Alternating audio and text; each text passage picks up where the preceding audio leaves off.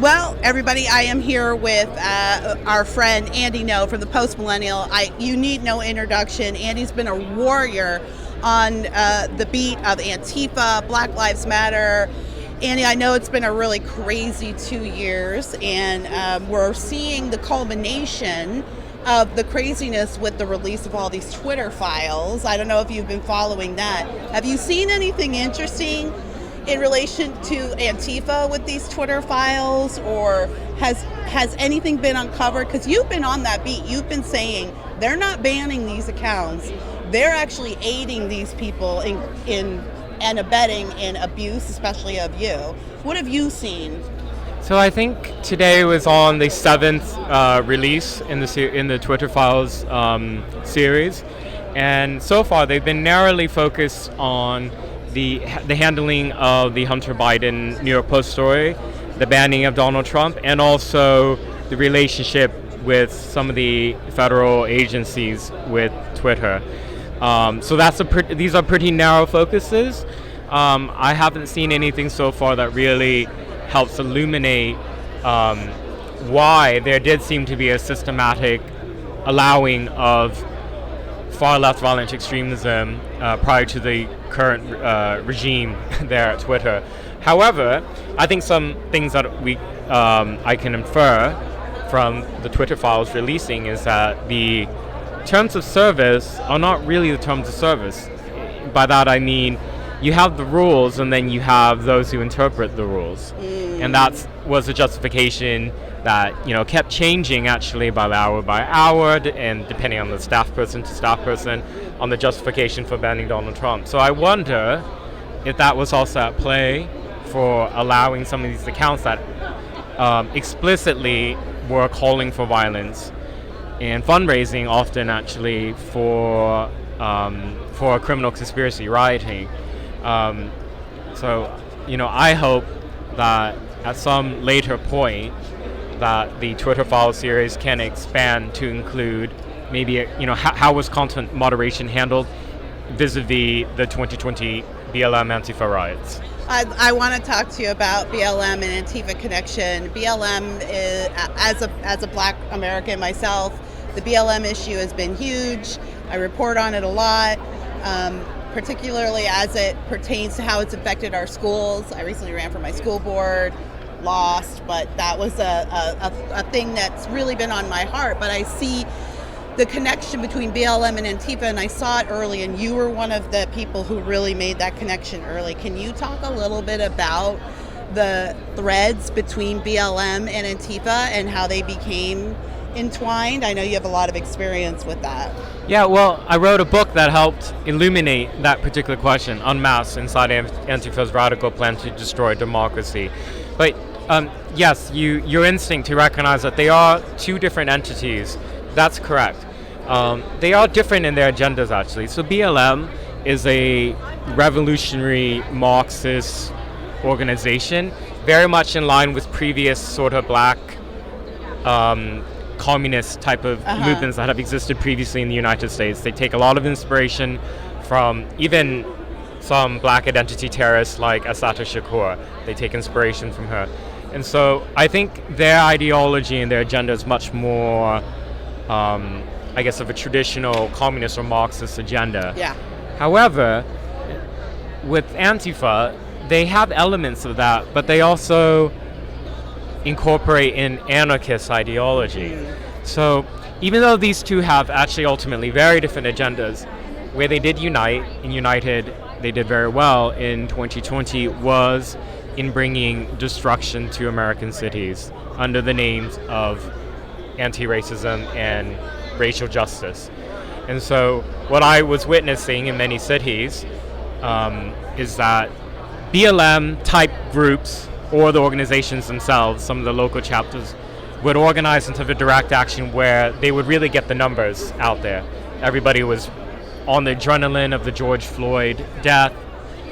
And then from there, Antifa and other far-left anarchist movements saw an opportunity to embed themselves in it and act as agitators. So let's say at the end of May, when a lot of the looting happened, what happened was you had what first started off as a BLM protest, and then the agitators would begin breaking windows and starting some fires in the street. And there's psychologically, there's something that happens to a crowd when fires are set. It turns them into a mob. And then when somebody breaks the window of a business, it's like a feeding frenzy of where others now see an opportunity to go in and loot. And so that was a symbiotic relationship that played out in 2020. And I mean, was it like a perfect storm, or was Antifa strategic about this? I think it was the perfect storm, actually. The way that things came together, although it wasn't entirely random that it just happened to coincidentally work together, prior to 2020, there was already years of building up of this narrative by BLM activists, after Trayvon Martin, and also in Ferguson, that we have an issue in America of essentially a police force that is made up of neo-Nazis out there to kill and murder black and brown people, and they must be sought by any means necessary. That had already been brewing and becoming more mainstream of a talking point on the left. And so the George Floyd death and the video and the way the wall-to-wall coverage that it had on the media and a lot of misinformation about that created this opportunity for everything that the agitators have been building up to take advantage of. Did you ever cover the Occupy protests back in the day, Occupy Democrats? I was a bit too young at that time. Okay. However, I'm glad you brought that up, because a lot of the tactics that we see from Antifa and other violent extremists on the left, those tactics were really tested and refined during the Occupy years. Being able to occupy large spaces in urban areas, riot, wear black uniforms, the black mask. So, there was groundwork that was put into use in 2020. And the disturbing and scary thing is that the successes of the months of rioting in 2020 provided a lot of lessons to some of these extremist groups. In fact, they put out a number of after-action reports. What worked, what didn't work. How were they able to burn down a police station in Minneapolis? How did they repeat that? What were the mistakes?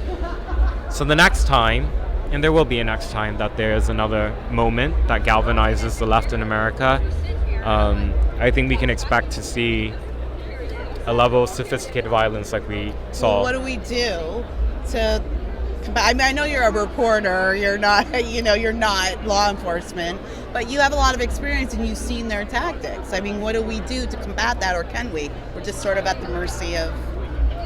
So I focus on this beat because I want the public to become better informed on what's happening. Yeah. I think part of the reason why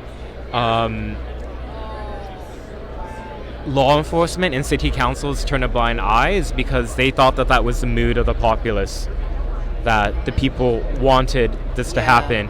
And in a way, actually, they were right. There was an effort by the press, I think, to misinform the public about actually what was really going on. And therefore, in some places where you have dominance entirely from the left, Portland, Seattle, Oakland, San Francisco, I can go on and on. These type of places, the people there, even good faith people, they consume the local media, they consume the NPR, they consume the local left-wing alternative media, and they actually think that's the reality of how things are. So then when they hear about a protest and it's described as a racial justice protest, of course they're going to think this is for good. We don't want police to shut that down. And that is why it's so important that there's places like RedState and other media that can actually help illuminate and better inform the public. Because when politicians realize that actually sizable numbers of the population don't want to see this type of wanton violence, then maybe they'll act. But we also have a lot of cowardice in politicians. And that is really the problem, right? Cowardice. I know you've got a busy day ahead of you. I don't want to monopolize your time, but I know that my readers and listeners are going to want to know how you keep going, because you have been attacked physically, you are doxxed constantly, you've had to stay on the move to keep one step ahead of some of these people. I mean, it's just actually shocking. And you said something, you said, I do this job because I want to inform the public, and their left-wing media is dominant, and so naturally, of course, when you come along, you do seem like the outlier, you do seem like the enemy, because you're saying something that the rest of them are actively trying to forget about or to cover up. But how do you keep going? I mean, don't you feel fear? Don't you feel worried for your personal safety or your family and friends? Unfortunately, I receive a lot of credible threats of violence to the point that I'm unable to live where I was living before in Portland. So I paid a heavy price, continue to pay a heavy price for the work that I do. I nevertheless continue doing it, I think, because the truth is that important, you know? And I think I wrote about this in the final chapter of my book, but I talked about my parents' immigration story to the United States. They arrived as refugees who suffered under the communist regime in Vietnam and went through the prison camp experience. And the United States welcomed my family, and then later on my family was able to even sponsor some of their extended families. So, you know, this country provided a refuge, a natural refuge to families like mine and so many others around the world over generations to not just live in safety, but to actually flourish. And so I think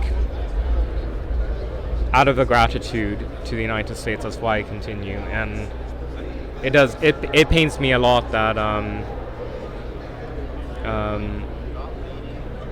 to see the United States in the state that it is in now. It's shocking to me that in some jurisdictions like Portland and Seattle, that if you express a dissenting view in public at a grassroots organizing level, you will be subjected to violence, and law enforcement will not be there to help you. You know, I've unfortunately, all the times that I've been assaulted, often within the view of law enforcement in downtown, nobody was ultimately ever convicted for that. And so which seems very un-American. It's un-American, but unfortunately this is how it is in parts of America now, and I'm not really sure how things can be turned around. Sometimes I do despair a bit, actually. I'm not really an optimistic person. But I don't want to end entirely on a negative note. Let me end on something that I find very, very inspirational. So I was abroad when many of these viral videos of parents at school board meetings spoke out. And these are people who are not, they're not social media influencers. These aren't seasoned activists. They're people who sees what's happening in the curriculum of their children. And they just go and speak out passionately. And some of these videos, because of how powerful these testimonies are, they go viral and they inspire other parents. And I think that I find inspirational. It doesn't have the glitz and glamour of, the polish of, some of these other viral videos, but that doesn't matter. It has authenticity. And so if there are any parents out there watching and listening, I just want to say, thank you for your courage, for fighting on behalf of your children and therefore America's children. Andy, can you tell our audience where they can find your book and more of your reporting? My book, Unmasked, is available wherever books are sold. It was released in 2021, and then earlier this year in 2022, there was an updated version in paperback. And I'm an independent journalist, and I really need people's support to continue to do this. So my website's andy-ngo.com. I just want to say before we leave that although I can imagine that it is very discouraging and it must feel grossly unfair at some times, but as a mom and as a reporter, I just want to say that what you're doing matters, and thank you for the sacrifice that you've made. What you're doing matters, and I don't know what else to say. Thank you. Well, I just want to express that gratitude for what you do, and I know it hasn't come easy for you to continue to speak out all these years, and yet you have. And so thank you for inspiring people like me and many others. All right, Andy, keep it up. Thank you so much. My pleasure.